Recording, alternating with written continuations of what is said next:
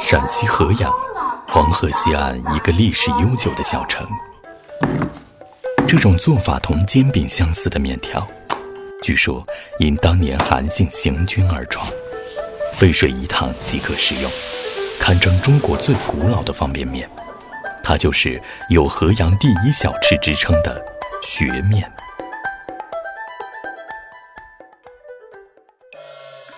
仿镇茂林学面是合阳人心目中的金字招牌，现在掌柜为第3代传人田怀志。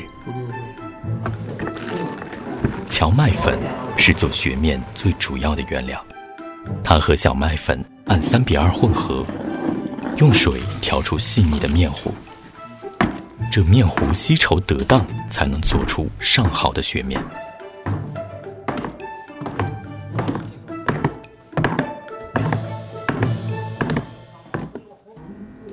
接下来的烙饼跟山东煎饼颇为相似，直径1米的铁鏊烧热后，舀上面糊，用学子从中间向外围画圈摊开，力道均匀，手法柔和，才能摊出厚薄一致的饼子。对于做了30多年学面的田怀志来说，学子早已如同手臂的一部分，操持起来如行云流水。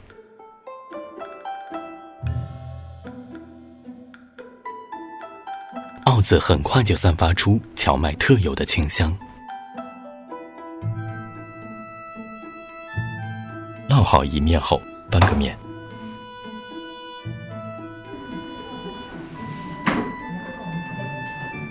把饼子烙到7、8成熟，就要下鏊。在通风处将饼子晾凉变硬，再对叠2下，快速下刀，每刀的间隔与饼子厚度一致，这样切出来的面条棱角分明，粗细均匀。鱼玉是学面的固定搭档，这个俏皮的名字不是指某种鱼，而是用红薯粉加水调匀，入锅搅拌着粘稠，再用带孔的工具漏到凉水里，凝固之后就变成了小鱼的模样，入口滑溜，却不失嚼劲，口感与绵软的学面正好形成强烈对比。学面的味道来自大油辣子和清油辣子的调和。大油辣子用新鲜猪油熬制，切大块的猪板油，慢慢熬出油脂，捞出滤渣后，让油温降下来一点，下辣椒粉激出红油色和香辣味儿，最后再下香料粉拌匀，最后用1勺陈醋激发出香味儿，自然放凉就是膏状的大油辣子。清油辣子的做法类似，只是用菜籽油替换了猪油。学面和鱼玉都是熟料，过一下沸水便可捞出。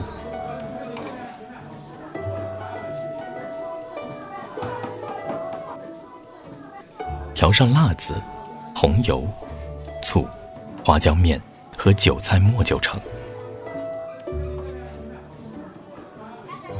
洗一碗学面不过10来秒，顾客迎门也能从容应对。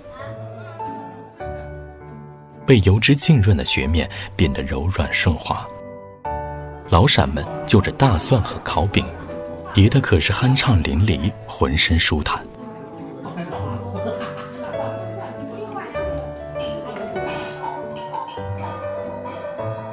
不吃学面不看县，不算来过合阳县。